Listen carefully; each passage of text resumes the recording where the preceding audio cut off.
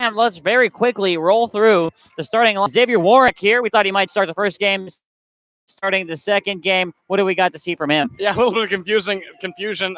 They switched the starters, but Colby Kubicek will be starting. Even 0 ERA, 7 innings pitched. We've seen him twice so far in the Cape Cod Baseball League. Coming out of Texas, he last pitched against YD on June 15th in a 7-3 win. Went 4 innings, no earned runs, 1 walk and 2 strikeouts, facing 14 batters. He's been one of the best pitchers for the Anglers in the season so far.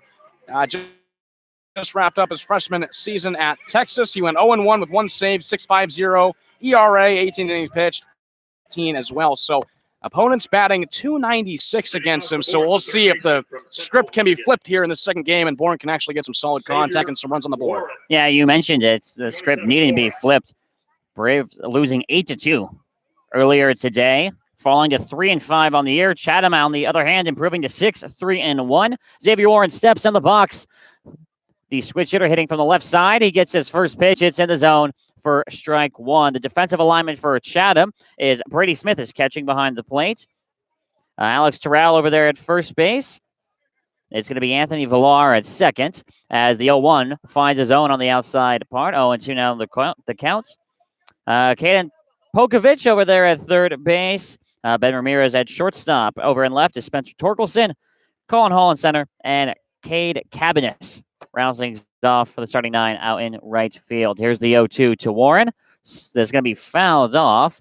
Good pitch there from Kubicek, and the count remains 0-2.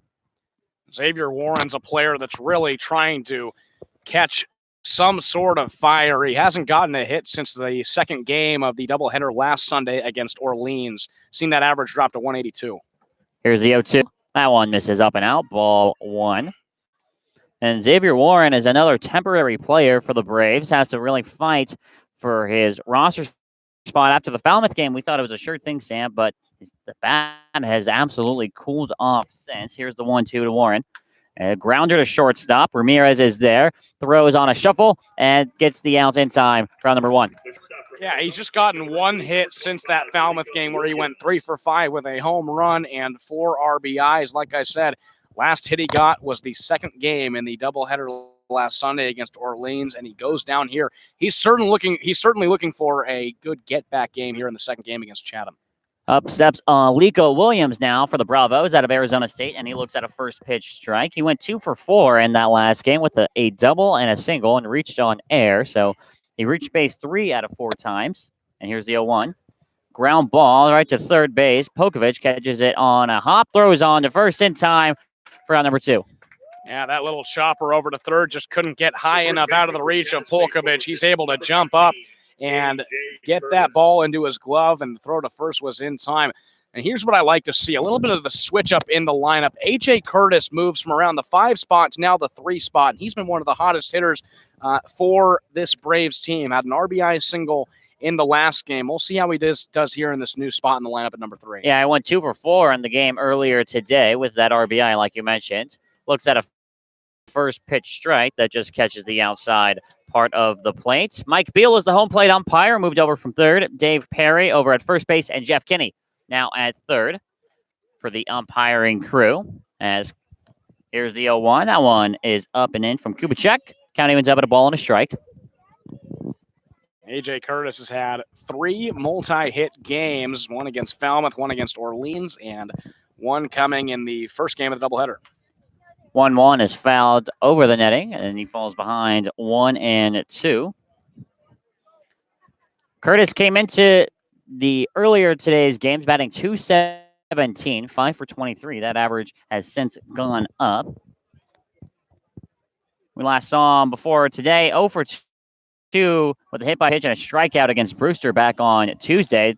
1-2 pitch is nubbed down the third base line. It's going to be a tough play. Kubicek throws, and it's over the head of the first baseman, Terrell. Curtis is going to be able to advance to second on the throwing air, and the Braves have a 2-out base runner. Kubicek trying to get a little fancy with that throw. It took him behind his back, and he threw it away from his body over to first, and it was a wild throw over to Alex Terrell at first base, and that allows A.J. Curtis to get over to second. It's tough in that situation. Kubicek could have made the play. Curtis doesn't have a ton of speed, but throw was just wild, and now the Braves have a runner in scoring position with 2 outs. And now it falls on Jimmy Glowacki, who, if he's able to get a base hit, will likely score. Curtis Glowacki went 1 for 3 in the earlier matchup against the Anglers. A couple of strikeouts in there with a walk as well. And here's the first pitch to Glowacki. And this one is nub. It's going to be the exact same play for Kubicek. He picks it up, throws it, and it's over the head of Terrell again. Curtis is going to be able to score. Glowacki stays at first base. 2 straight errors leads to the first run of the game for the Bravos. That's crazy. That was the same exact play, the same speed on the ground ball, and Kubicek on the mound throws it away from his body again and gets the same result. Allows a run to come home for the Braves. How crazy is that? Glowacki's over on first now. And it looks like they are crediting both Curtis and Glowacki with hits on that. So 2 hits for the Braves with 2 errors. Burleson hits his first pitch. It's a ground ball to Terrell at first. He steps on the bag for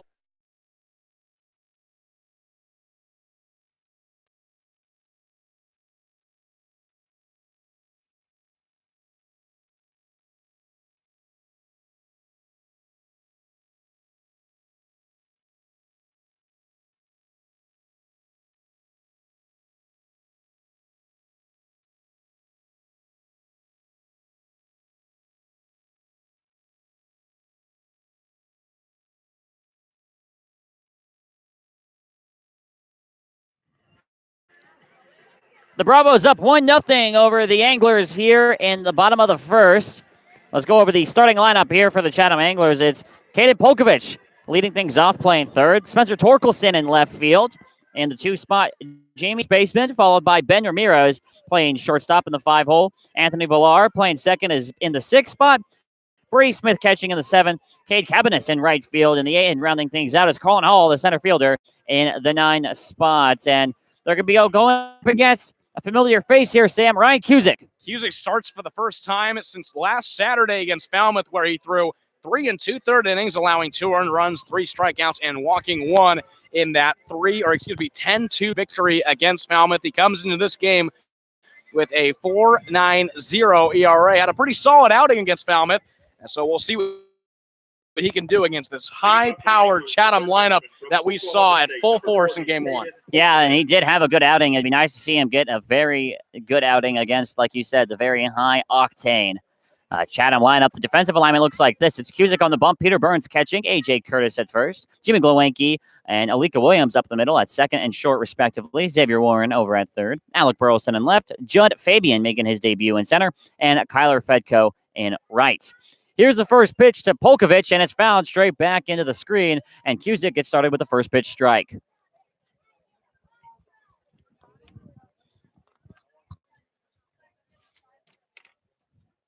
And Cusick now in the windup, hands just in front of the chin, steps and delivers the 0-1, and this one is fouled off the shin guard of the umpire, and Polkovich falls behind 0-2.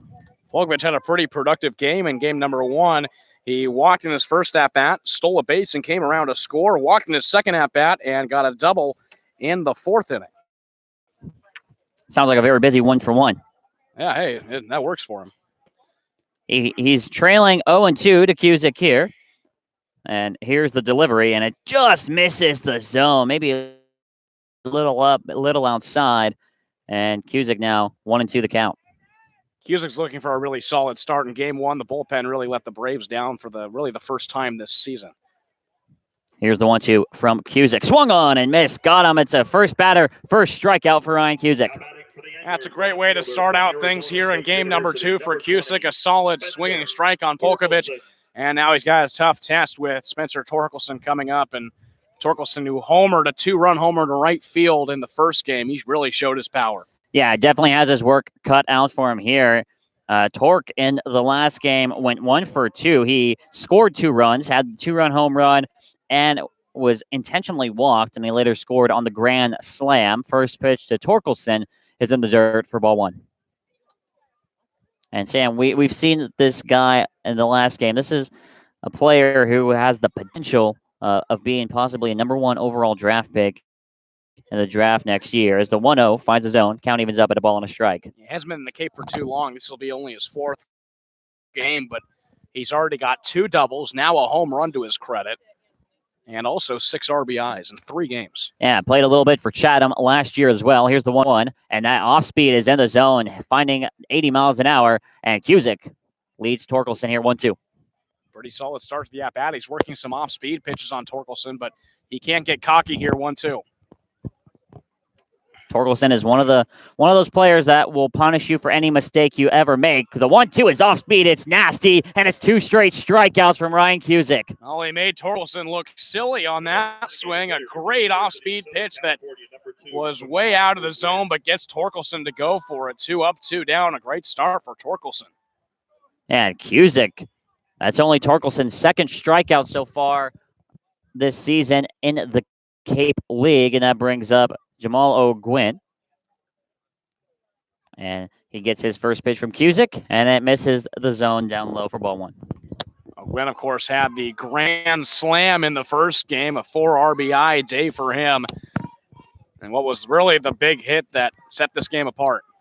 Here's the 1-0. That's in the zone. 89 miles an hour from Ryan Cusick. A ball and a strike. Cusick's head coach, Tom Walter, out of Wake Forest, was quoted in saying that Ryan is as talented and as dedicated as any freshman I've ever coached. He's got a mid-90s fastball as the 1-1 finds the zone. As a mid-90s fastball, that will eventually be better. A good slider, solid change. And he thinks that Cusick's stuff will profile to be elite. And he's going to go back to Wake Forest at the end of the summer, looking to lead their rotation as the 1-2 just misses the zone. Half the infield was on their way back into the dugouts, and the count evens up at 2 balls and 2 strikes. Close pitch on the fastball, but I really like the breaking balls that Cusick has started batters out with. And they've just been nasty. Batters haven't been able to catch up to him, and Cusick's been off to a great start. 2 balls, 2 strikes, 2 outs. Here to number 2. Jamal O'Gwin, and he stays alive, fouling this one off down the first base line, out of play, and will do things at 2-2 once again. Well, O'Gwin was really reaching out for that one, and you can tell how fooled he was on that off-speed pitch from Cusick. Barely got a bat on it, and we'll see what Cusick gives him here 2-2 again. Cusick taking his time, very methodical approach in the windup. Steps with his left foot and now kicks the leg. Here's the 2-2, and that one just misses the zone as well, perhaps a little outside, and the count fills up here at 3-2. Same situation. The infield was running toward the dugout on that one yet again. A very close pitch, and Cusick's going to have to try it again, 3-2.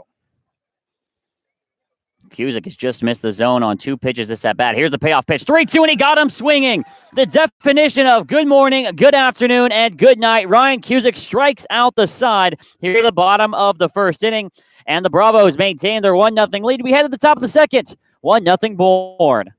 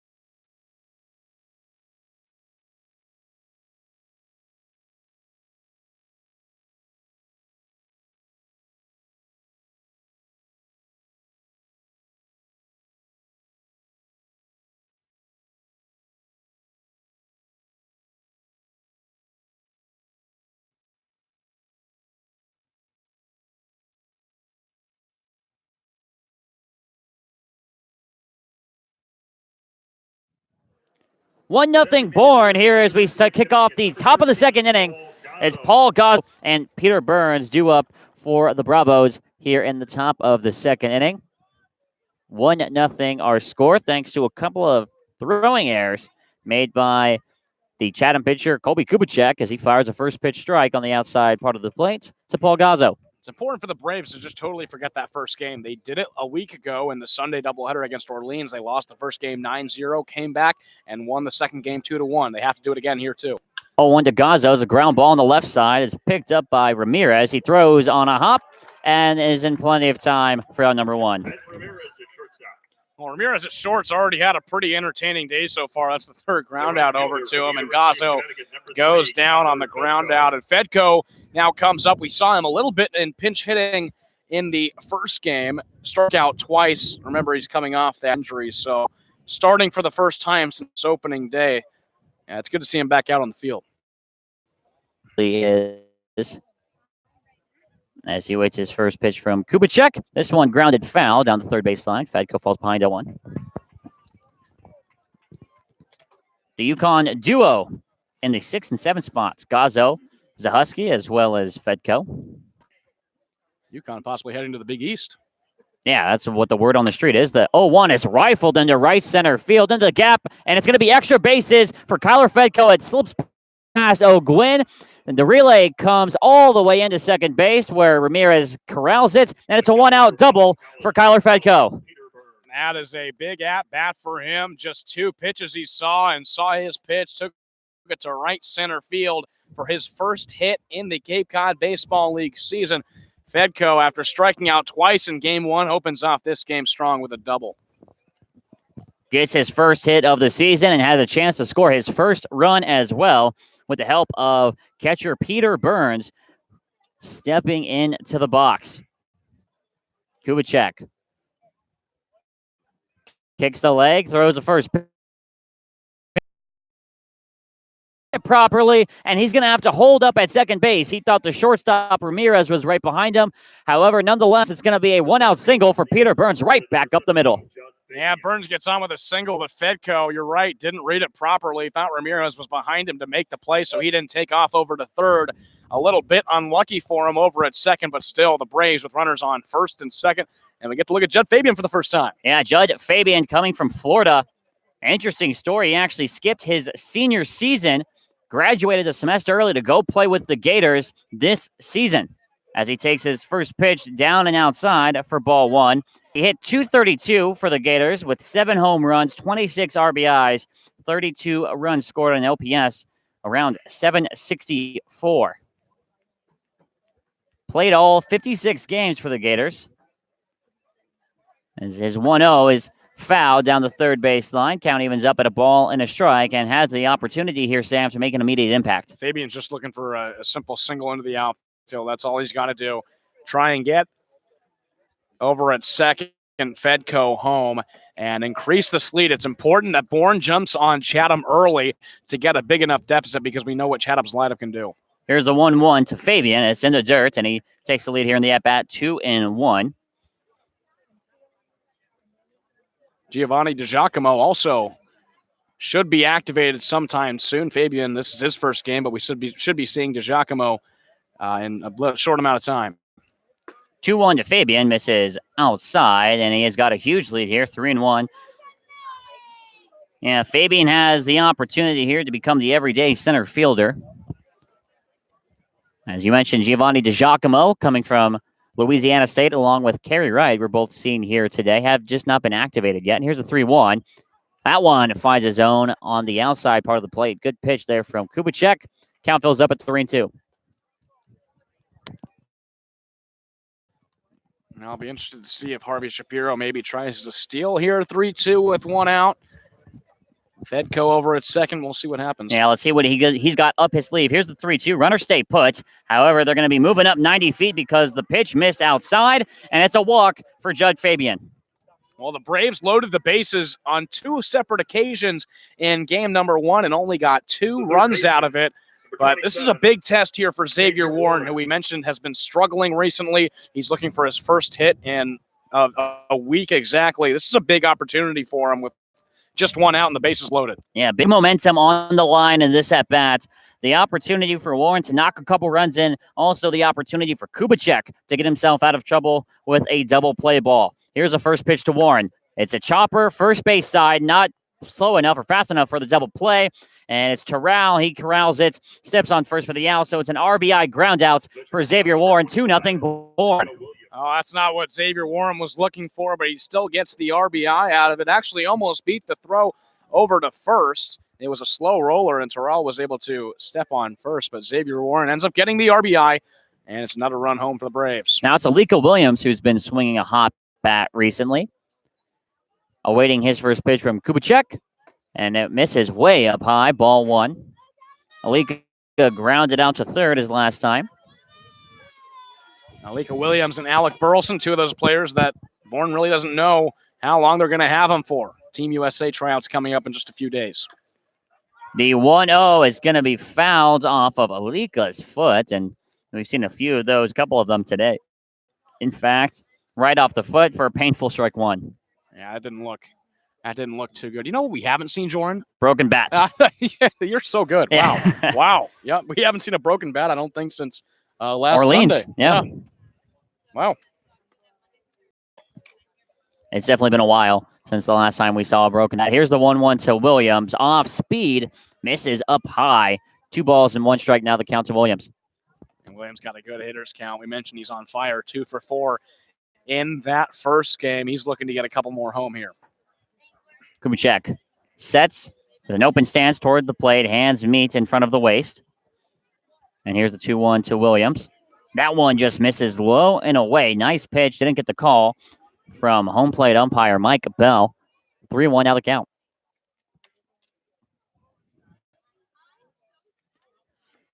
Here's the ball 4. He has to be selective with this 3-2 pitch and only swing if it's good. Big at bat here for both Williams and Kubicek. Here's the payoff pitch with 2 outs. It's a fly ball into right field, slicing toward the line, and it is caught. What a play by Jamal O'Gwyn. He saves the run. Caught it in foul territory by the Bourne bullpen with a slide, and that'll do it for the inning. However, Bourne get back on the board. It's 2-0 Bravos as we head into the bottom of the second here on the Bourne Braves Baseball Network.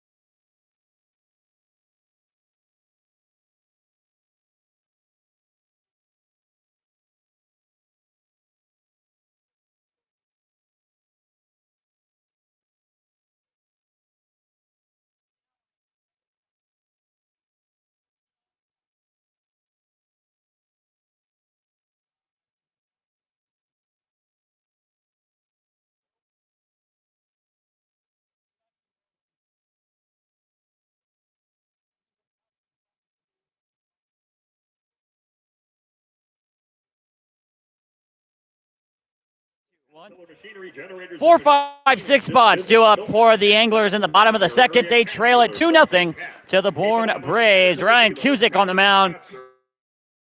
Work batters, 3 strikeouts, all swinging for the man out of Wake Forest. Yeah, a strong start for Cusick on the mound, like you said, striking out the side, and that is so important when you have a lineup that Chatham does. We saw them explode for 8 runs, a grand slam, a 2-run homer in the first game. So Cusick has to stay mentally locked in throughout this entire lineup.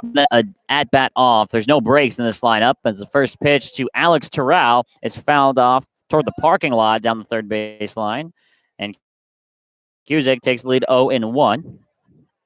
And Terrell moves up in the lineup here for game number 2. He was toward the back half. He was batting in the 6th spot, now batting in the 4th spot here today. And we know his bat tied for 3rd in the amount of home runs in the NCAA.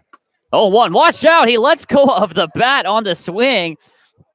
It landed on top of the Bourne dugouts. And if you're falling asleep over there on the dugout, that'll wake you up real quick. Oh, certainly. That came right out of his hands. It luckily hit the screen over above the Bourne dugout. And they just tossed him the pine tar. Yeah, it might as well. They might need a better grip on that thing. That was flying. We've seen it all, haven't we, today? We have. Slam. We've seen 2 balks in a row in the first game. Yeah, this has been a wacky day Is it a full moon out tonight by chance? It's not here, but if it's a full moon, I guess that'll explain it. Ben Ramirez on deck was the man who tossed the pine tar over to Alex Terrell, and now here's the 0-2 pitch from Terrell, of course, with 24 homers for Miami, Florida. That were third in the NCAA. And Terrell has another chance here, staying alive at 1-2. Well, Warren was working around what looked like the umpire over there. It was Jeff Kinney, the third base umpire, and just couldn't get a good read on it. He let that ball fall, and Cusick is now really hoping that that wasn't a wasted opportunity for an out. Terrell went 0 for 2 in the game earlier today. Fly out, a ground out, and a walk thrown in there as well. Here's the 1-2. Swung on and missed. It doesn't matter. It's the fourth straight strikeouts for Ryan Cusick. What a start for Ryan Cusick. Wow, 4 straight strikeouts for him through the hardest part of this lineup. You cannot do any better than Ryan Cusick right now. Ben Ramirez steps in. He is 0 for 1, or he was 0 for 1, I should say, in the game earlier today with a ground out and a walk, and was taken out halfway through that game. First pitch paints the black on the outside corner for strike 1. Cusick's off speed is really working. He's able to place that breaking ball wherever he wants, and these batters haven't been able to really get his timing down yet. Cusick is in a groove. Here's the 0-1 and misses down and inside on the fastball. Count evens up at a ball and a strike.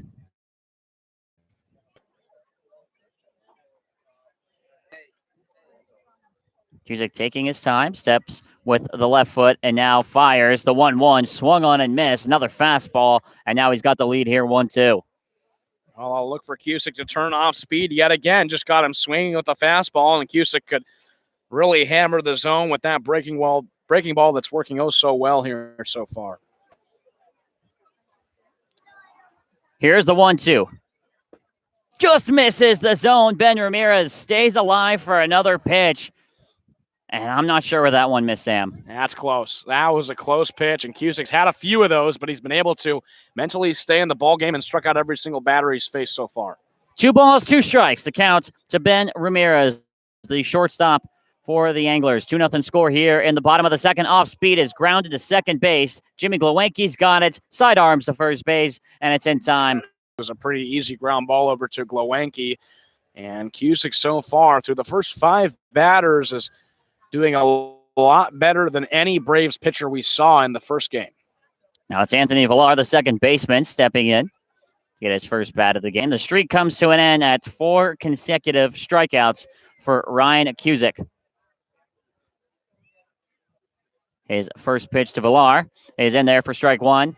Cusick has already thrown more strikeouts in this game than he did in all of the Falmouth game back on last Saturday. That game he threw 3 2/3 innings, striking out 3. 0-1 is fouled over our head, right off the scoreboard. Make a play, Carson Field, the beat writer right next to us, off the bounce. I'm pretty sure you can turn that in for some free ice cream. I'm pretty sure. Wow. Watch out. Wow, the beat writer makes the play. Incredible. Off the bounce. You better keep that one, Carson. Yeah, keep that one. Save that one. Don't let anybody find you. Here's the 0-2 to Villar. Swung on and missed. It's another strikeout for Ryan Cusick. 5 out of 6 batters he's struck out. He's worked 2 clean innings so far. We head to the top of the third. It's 2-0 Bourne over the Chatham Anglers.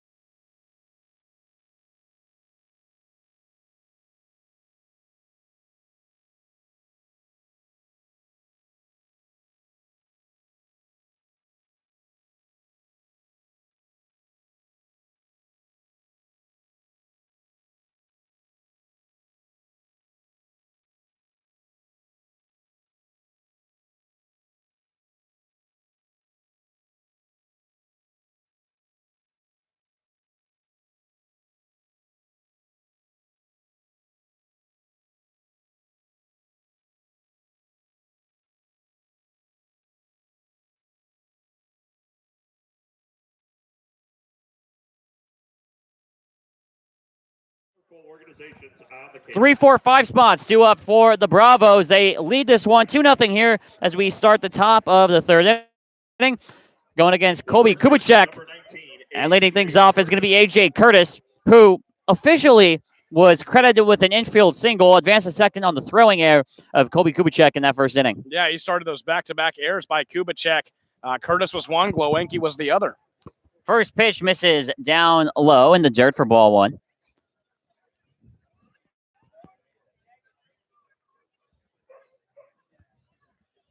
And Kubicek now delivers the 1-0. Ground ball to the left side. It's the third baseman, Polkovich, on it. Throws on to first in time for out number one.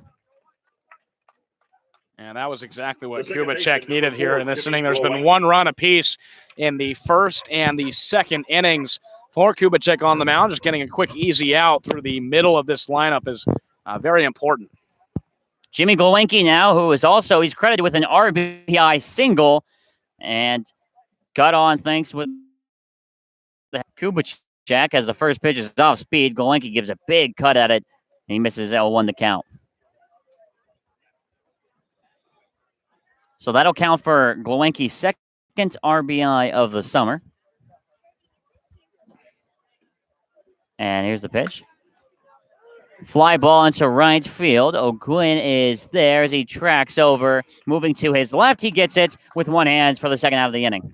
The left fielder from East Carolina. Pretty routine outs for this Chatham defense. Doing pretty well through this middle of the lineup through the second time. And Burleson comes up again, still looking for his first hit since that walk-off single a week ago against Orleans. Now, Bourne has only played 2 games since then, but he's really struggled the past few.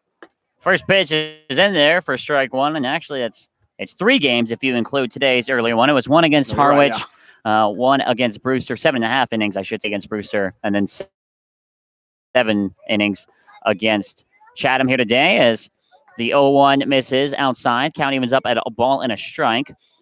Burleson came in today's doubleheader batting 4 for 18. 2 doubles, 3 RBIs, one of them that walk-off single. And the 1-1 misses below the knees, 2-1 now. And all the rainouts really didn't do the Braves any favors with players like Burleson and Williams that are leaving for Team USA tryouts here in just a few days. 2-1 is in the zone. It's off speed at 78 miles an hour. Count evens up at 2 balls and 2 strikes here with 2 away. And the more games that get canceled, the more or the less amount of games that the Braves are able to have those 2 special players. And also the less amount of rhythm the players are able to have as well, as the 2-2 is spiked into the dirt and the count fills up now at 3-2.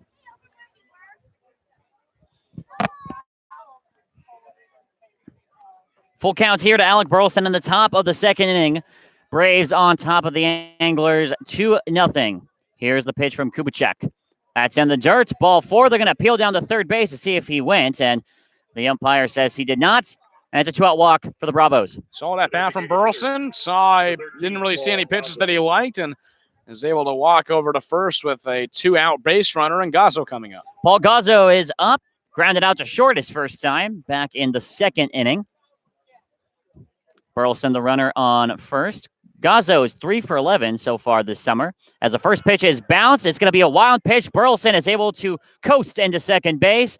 And now all of a sudden, the Bravos have a runner in scoring position here for Gazzo. And that walk was so important to get Burleson at first, and now advances on the wild pitch that just got away from Brady Smith, and Gazzo with a big RBI opportunity with 2 outs. 2 doubles on the year for Gazzo, including an RBI as well. Last time we saw him was in Brewster. He went 0 for 1 in his pinch hit at bat. That game shortened due to weather conditions. And we're going to have time called here. Gazzo thinking Kubicek taking just a little bit too long on the mound. His foot's back on the rubber, and we're ready to go here. 2-0 Bourne over Chatham here in the top of the third inning. Here's the 1-0. That one misses just a little bit low as well. The count now 2-0, and there's some activity. It looks like just some warming up going on in the Chatham bullpen. We know how routine Chatham manager Tom Holliday likes to be with his pitchers. That might disrupt it here. Here's a 2-0 to Gazzo.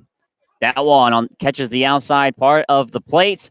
Count now at 2-1, and what an opportunity here for the Braves to really jump on the Anglers. To score 3 runs in 3 innings would be huge. Yeah, that would be huge, and that just forces the Anglers less time and more amount of runs you have to come back from. Especially in a 7-inning game. Here's the 2-1. Gazzo fouls it off.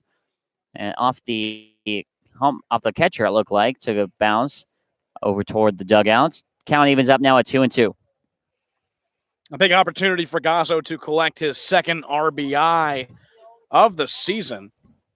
Like you said, last saw him in a pinch hitting opportunity against Brewster on Tuesday. He hasn't started the game since last Sunday. Yeah, back against Orleans. 2 balls, 2 strikes, 2 outs, and a man on second for the Braves. Here's the pitch to Paul Gazzo. That misses outside. The count now once again fills up at 3-2. And Kubicek is really struggling with his location in these past 2 batters. He walks Burleson 3-2, now has Gazzo 3-2. Wind blowing a little bit toward right field. Here's the payoff pitch. 3-2. It's another walk. Another 2-out walk, 2 in a row for Kubicek, and that'll bring up Kyler Fedko. Number 3, Kyler Fedko. Yeah, Fedko, who already has a double and came around to score. And a big opportunity for him with runners on first and second. Runners on first and second here with 2 outs. You mentioned he doubled his first time and later scored. First pitch finds his own. That's a big strike there for Kubicek. 0-1 the count. Fedko at UConn this past season was able to get 23 RBIs. A pretty reliable RBI getter in that lineup. Yeah, he's a big-time run producer and has a chance to produce a couple runs here for the Braves. Here's the 0-1. Ground ball left side. Ramirez is there. He throws on to second base to Villar in time for the fielder's choice, and that'll do it for the Braves. No runs, no hits, 2 left on for the Bravos. We head to the bottom of the third. It's still 2-0 Braves, and you're watching it here on the Bourne Braves Baseball Network.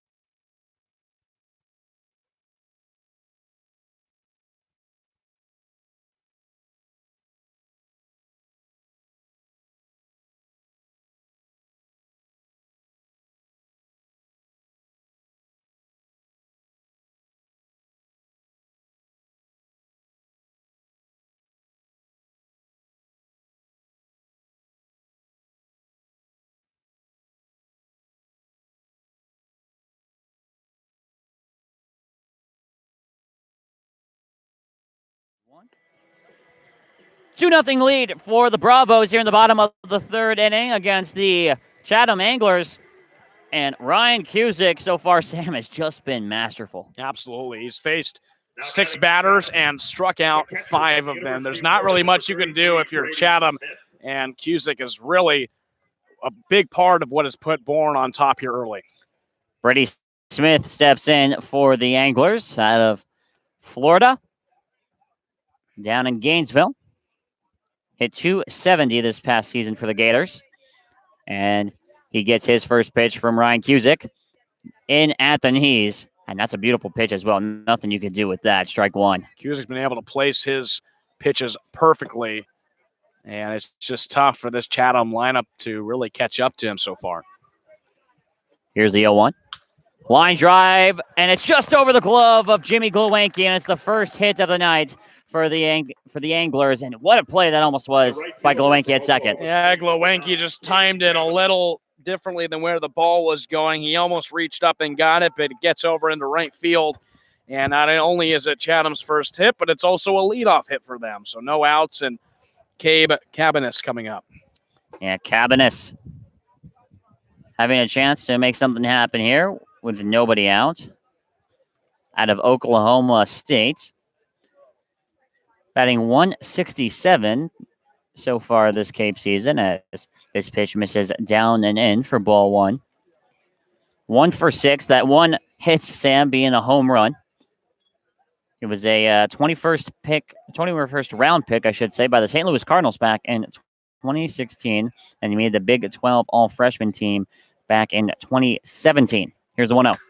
Fly ball into left center field. Fabian and Burleson going back on it. Burleson calls off Fabian, and he makes the catch for out number 1 in left field.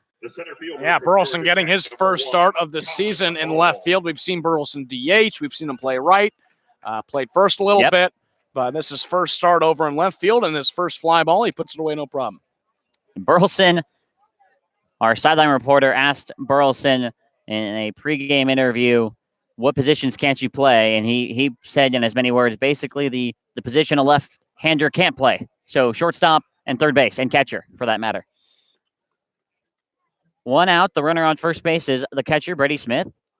Swung on and missed is Colin Hall, who rounds out the order here for the Anglers. 0-1 the count. Yeah, we also talk about the two-way player that Burleson is pitching as well. At East Carolina, went 6-1, collected 5 saves, a 2.93 ERA. Not sure if we're going to see the pitching side here in the Cape League, but he can do that as well. Hall out of Georgia Tech takes the 0-1 pitch down and inside. The count evens up at a ball and a strike. Batting 190 so far this season for the Anglers. That's 4 for 21. Couple RBIs in there. Batted 288 for Georgia Tech this year. And Cusick throws over to first base. Smith is back in plenty of time.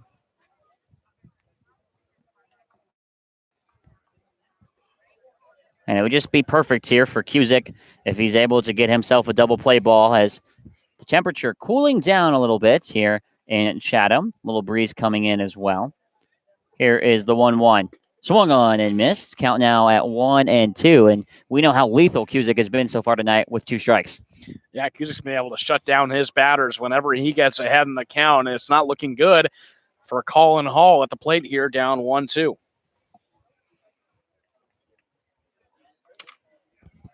Two 2-0 score. Bourne on top of Chatham here at Veterans Field in the bottom of the 3rd inning. Here's the 1-2 pitch.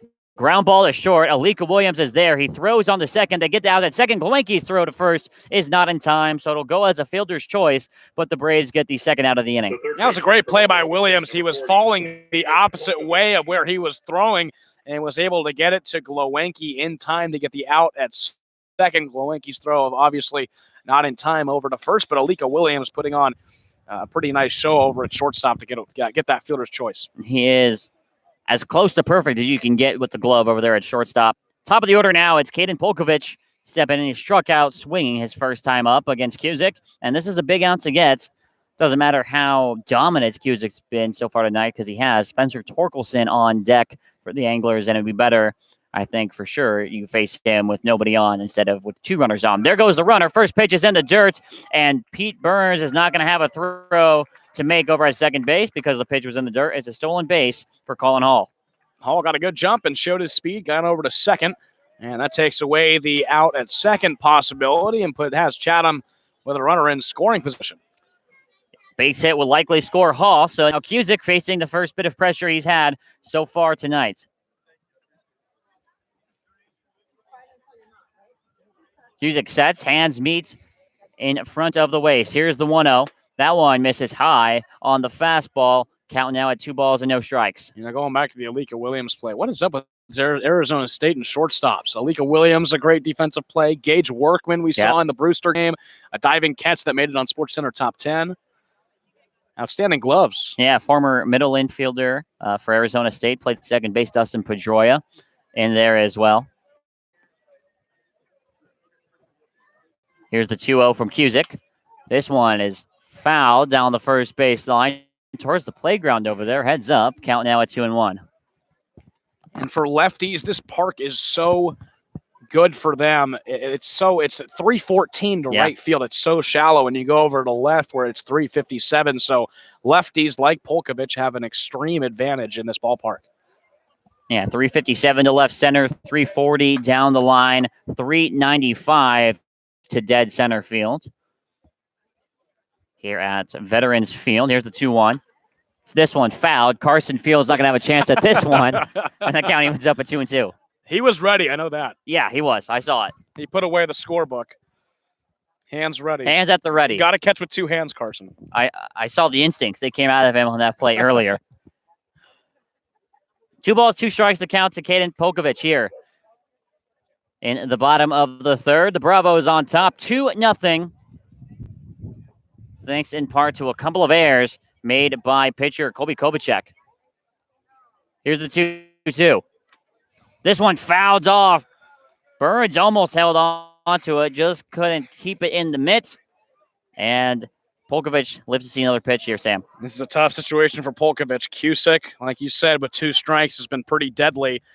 And Polkovich down right now, 2-2 in the at-bat, especially with 2 outs. He's been doing a pretty good job of battling Cusick on the mound.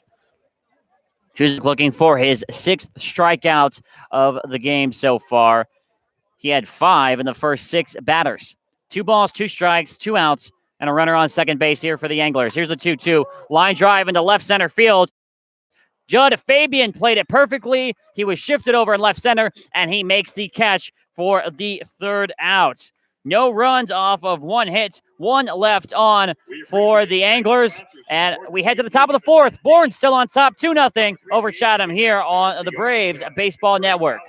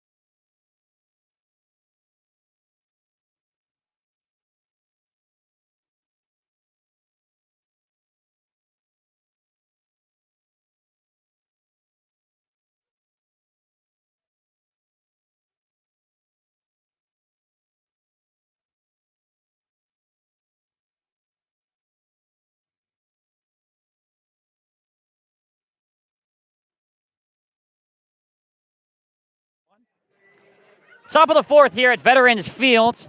2-0 Braves lead over the Anglers. 8-9-1 spots due up.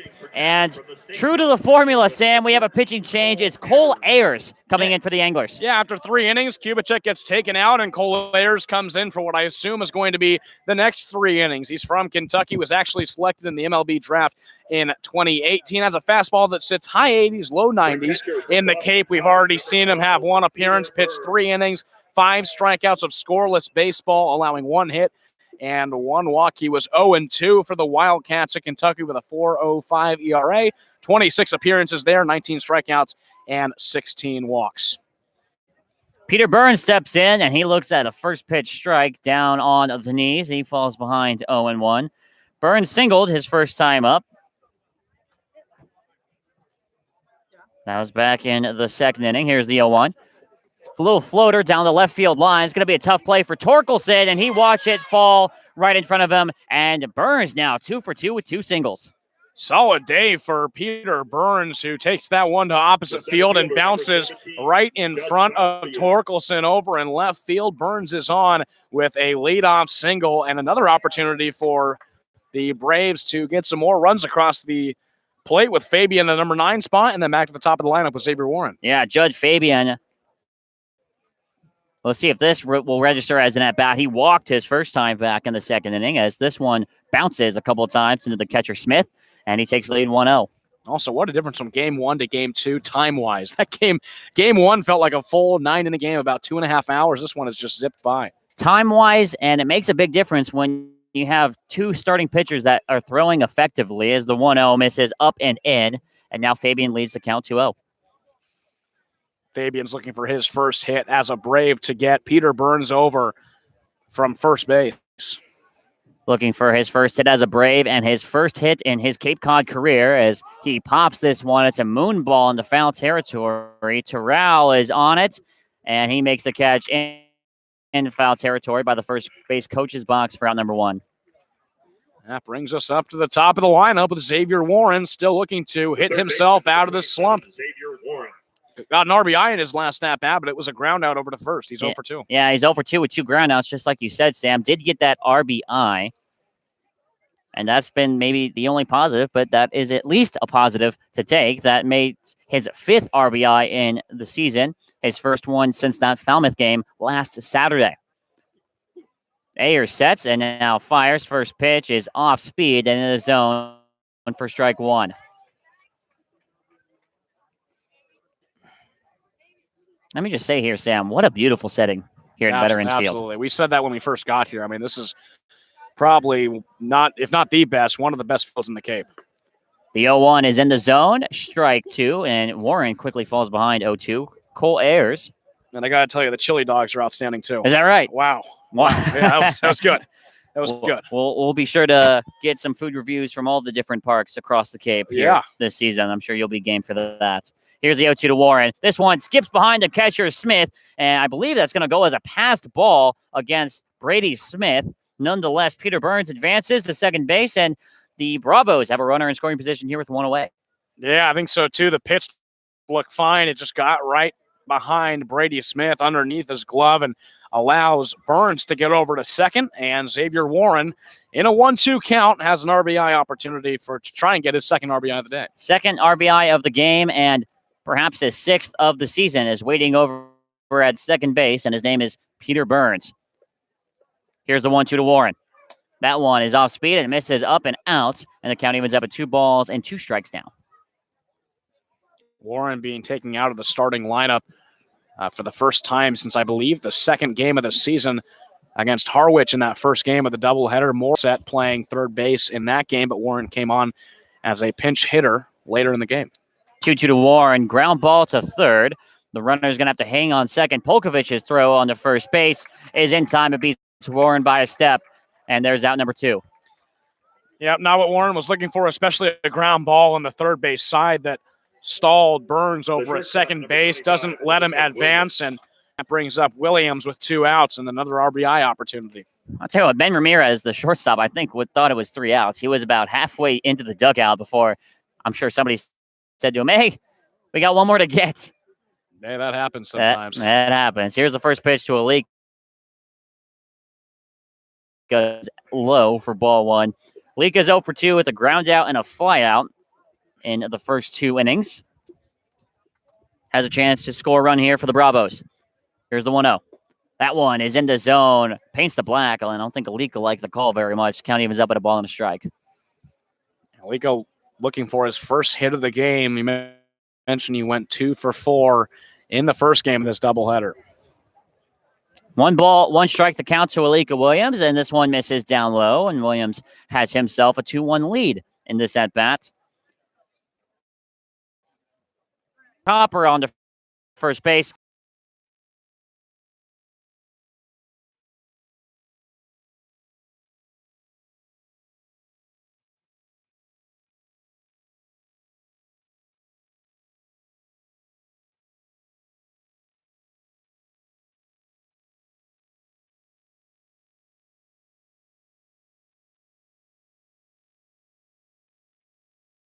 Two 2-0 score here in the bottom of the 4th inning. Bravos on top of the 2-0. And it's going to be 2, 3, 4 spot up against the Anglers. And Sam Wiederhaft, why don't you take us on a quick trip around the Cape? Yeah, why not? Hyannis Harbor Hawks right now over. That's a final against Harwich. They win that one 7-2. This game in the bottom of the 7th is YD against Falmouth. YD up 8-4 in the bottom of the 7th inning. Orleans gets a win over Wareham 1-0. in the second game of that doubleheader. And Katuitt takes down Brewster 6-2 in that game. Katuitt sweeping Brewster, arguably the hot. And steps in, and he looks at a first pitch in the dirt from Ryan Cusick. 1-0 the count.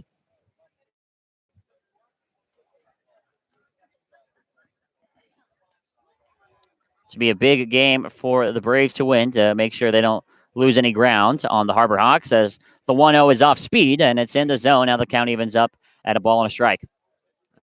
Torkelson went down swinging in his first plate appearance in just 4 pitches given by Cusick. Here's the 1-1 to Torque. Ground ball to short, to third rather. Warren's got it on the run. Quickly throws over to first base. It's low, but Curtis has got it, and that's in time for out number 1.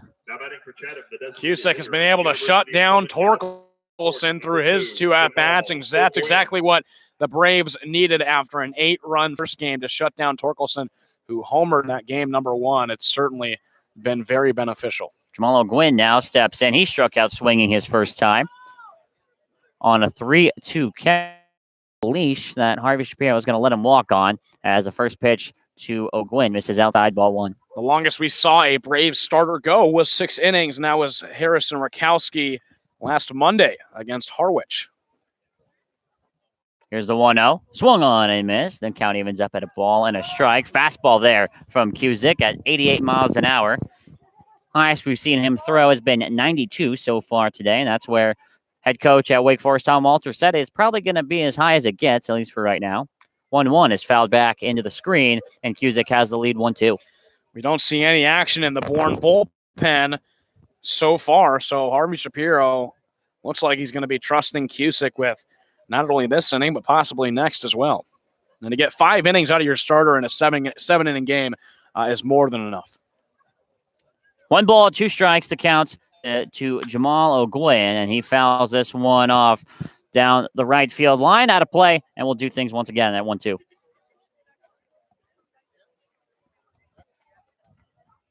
What do you think of Tom Holliday's his system, his 3-3-1 today? What do you got on that? Well, it's Sam? certainly interesting to have such a routine system that he follows pretty closely. The 1-2 pitch is grounded to short. Alika Williams has got it. Quick throw on to first, and it's in time for outs number 2. And with Holliday's system, it is interesting, especially if your starter gets shelled, let's say in the top of the first inning. Then what do you do?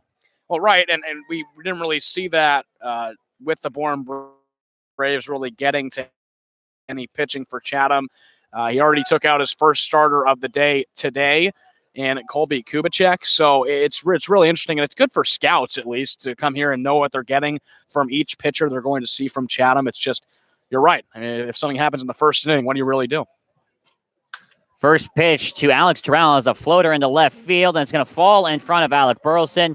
Just did not get there and have a chance to make a play there to try and throw him out at first base. Look out. Terrell almost got caught napping there. He rounded first a little bit wide. Glewenke tried to throw him out at first base, but he's back in time. And it's a 2-out single, a busy one for Alex Terrell. Well, Burleson didn't really get the right read on it. He thought it was a little bit deeper than it was, and it bounced right in front of him. But an aggressive throw from Glewenke doesn't quite 2-out single there. Now it's Ben Ramirez, who's 0 for 1. He grounded out to second his last time. And he swings at this first pitch. It's a flare in the center, and it's going to fall for a base hit right in front of Judd Fabian, who gets the relay into Alika Williams. And it's back-to-back singles now. Scaved here. Got the first 2 people out, a couple of ground outs. Back-to-back first pitch singles. So 2 away here in the bottom of the 4th. Runners on first and second. Ramirez and Terrell, respectively. Cusick steps off. Resets himself. Lets a breath out. Shakes off a couple of the nerves. And now steps back onto the rubber here with the 2 away in the bottom of the 4th. Braves on top by 2 runs. Cusick trying to work himself out of this 4th inning.